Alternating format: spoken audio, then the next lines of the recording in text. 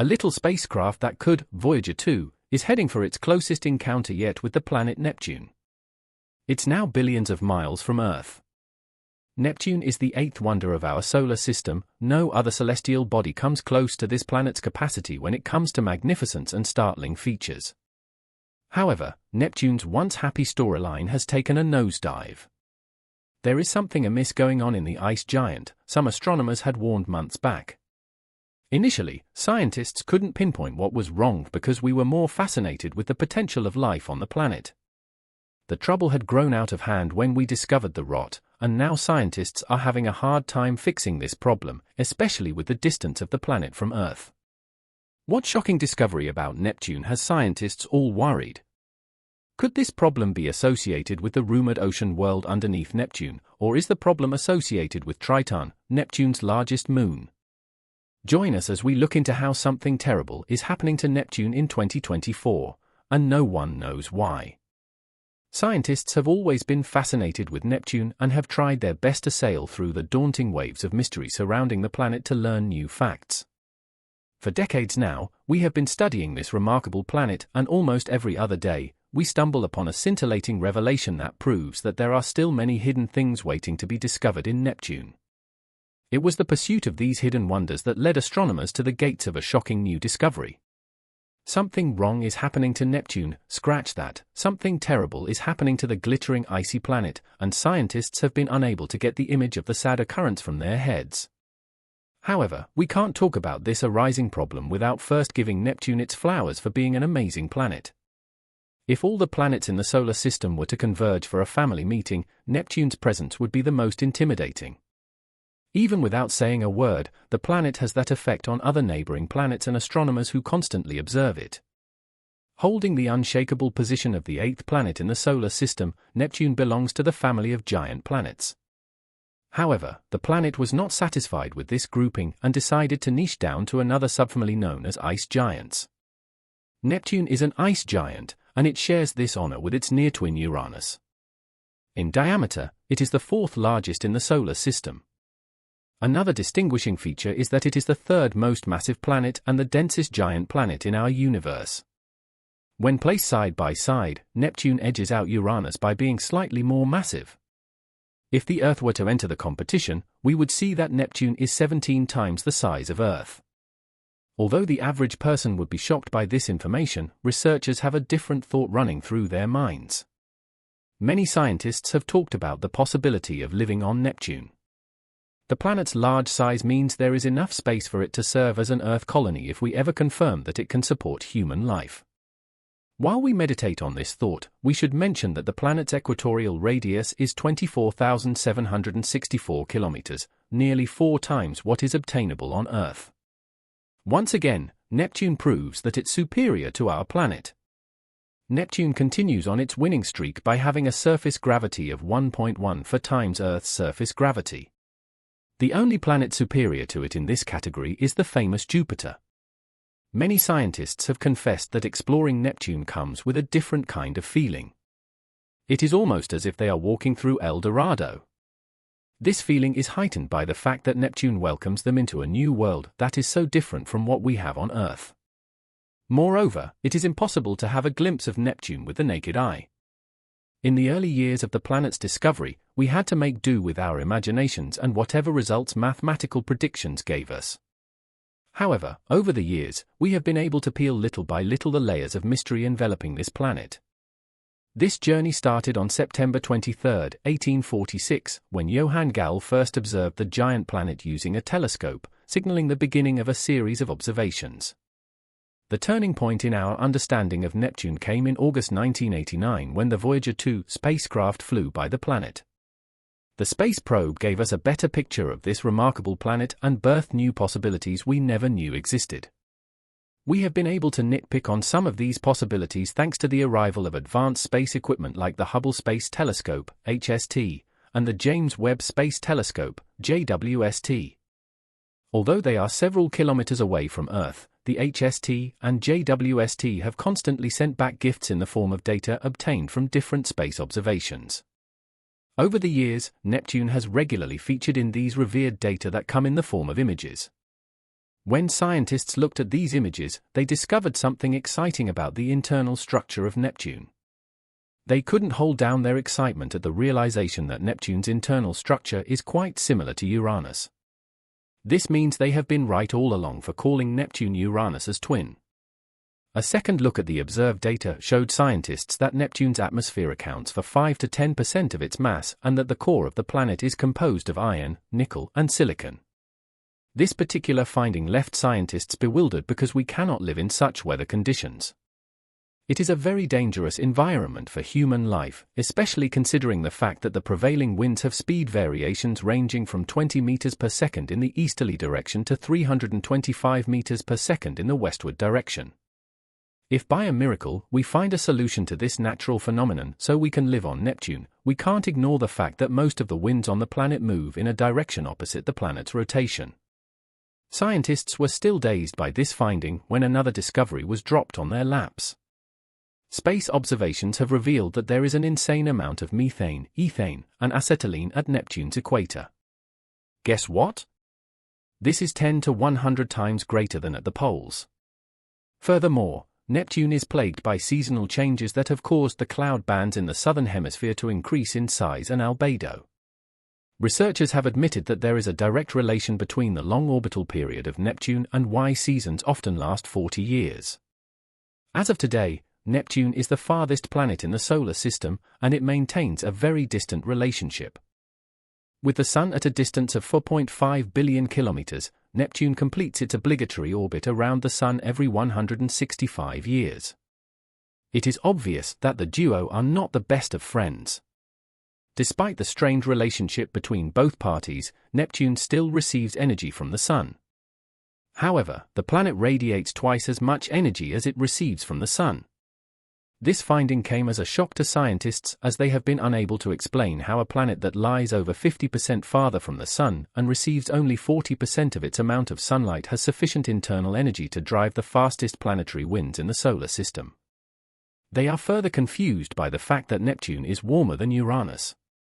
Going by precedent, Uranus should be warmer due to its distance from the Sun.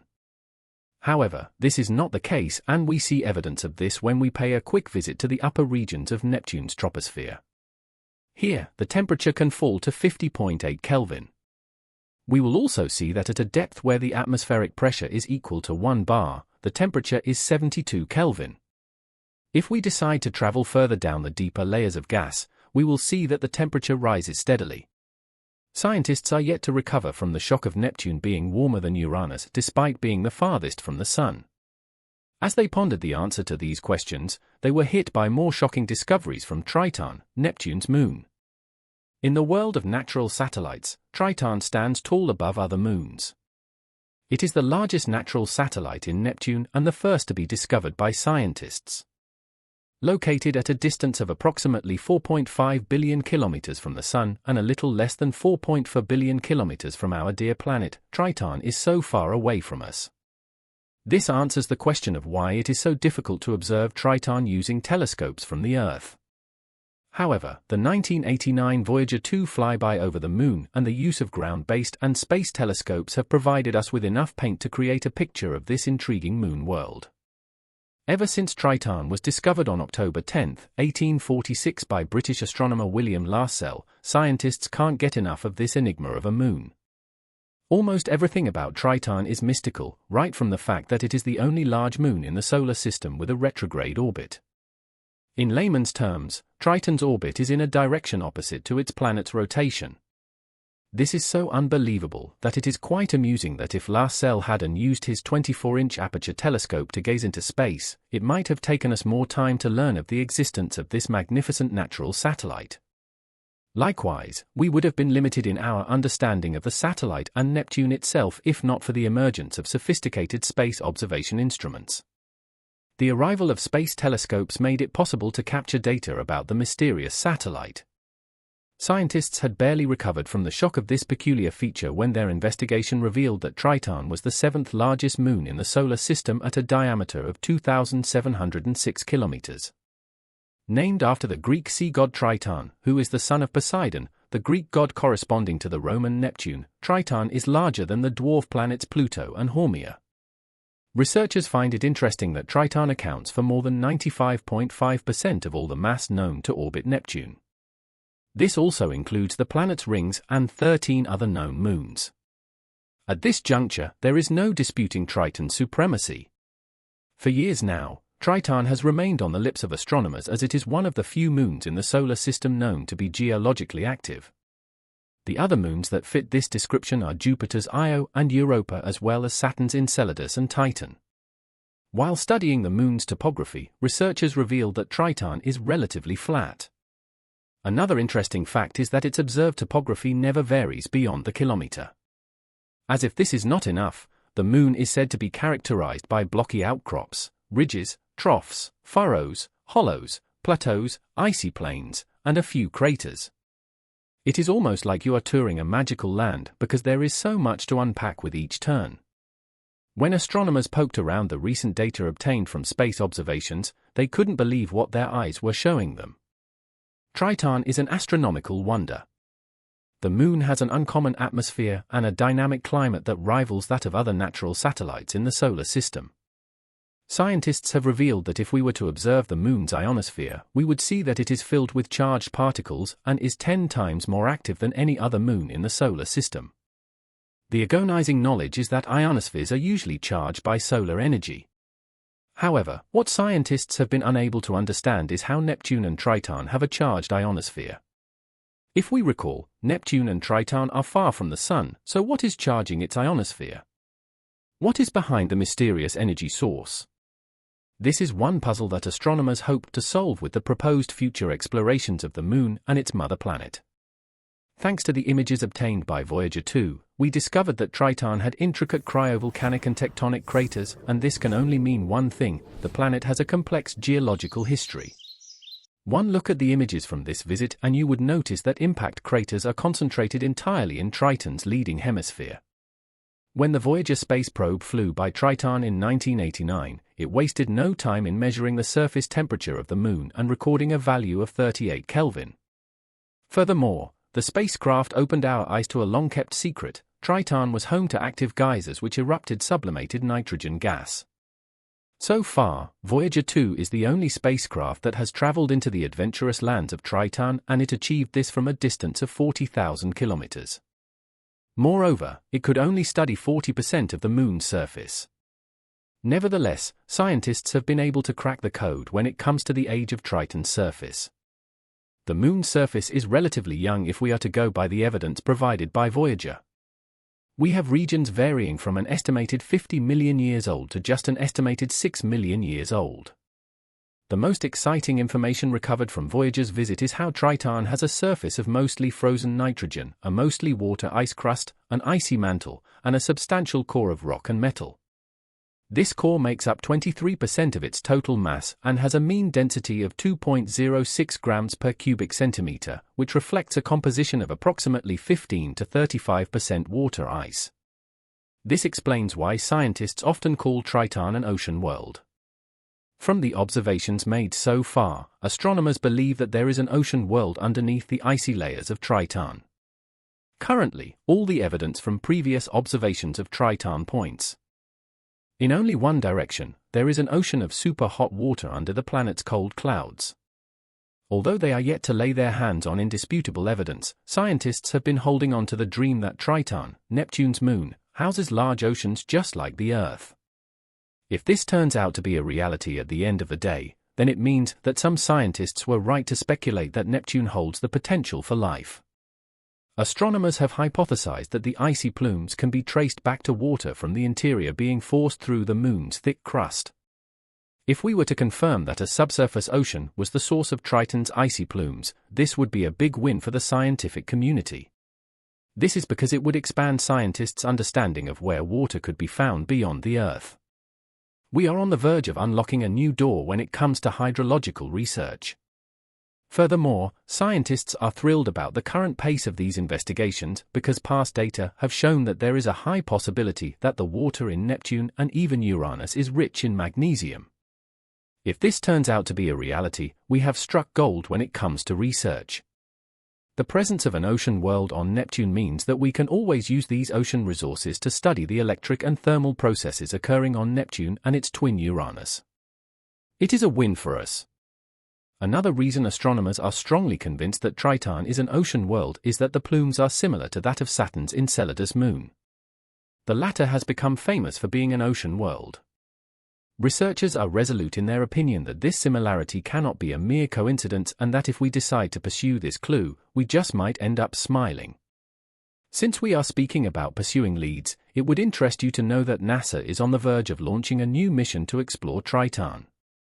We can recall that the last time a spacecraft stepped foot within the borders of Triton was in 1989. That's over 3 decades, and it is a unanimous opinion that a new visit is long overdue. This is why NASA has hit the ground running with the Neptune Odyssey mission. NASA engineers are cooking up another engineering masterpiece named Neptune Odyssey.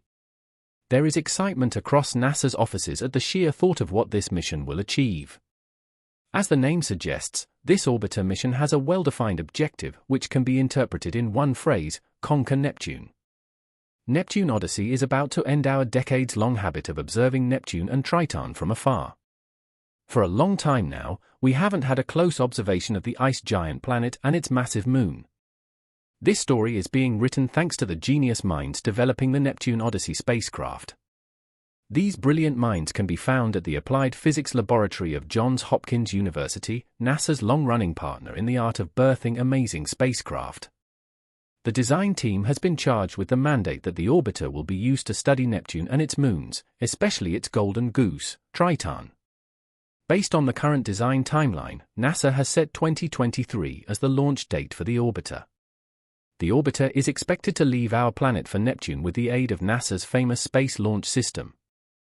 Nevertheless, if we consider trajectories using gravity assist at Jupiter, the launch date will be 2031 and not the other way around. Whatever date NASA ends up with, we should rest assured that the spacecraft will arrive at Neptune by 2049. Although 16 years is a whole lot of time to embark on space travel, the mission is worth every moment or penny spent on the project. Moreover, let's not forget that the average distance between the planet and the Sun is 4.5 billion kilometers and that it completes an orbit on average every 164.2 for 5 years. Whether Triton is an ocean world or not, this mission will help us uncover the mystery behind the unique nature of the Moon's atmosphere. Another interesting mystery we hope this mission unravels is how the interiors and atmospheres of ice giant planets form and evolve. Let's keep our fingers crossed until scientists finally make these findings.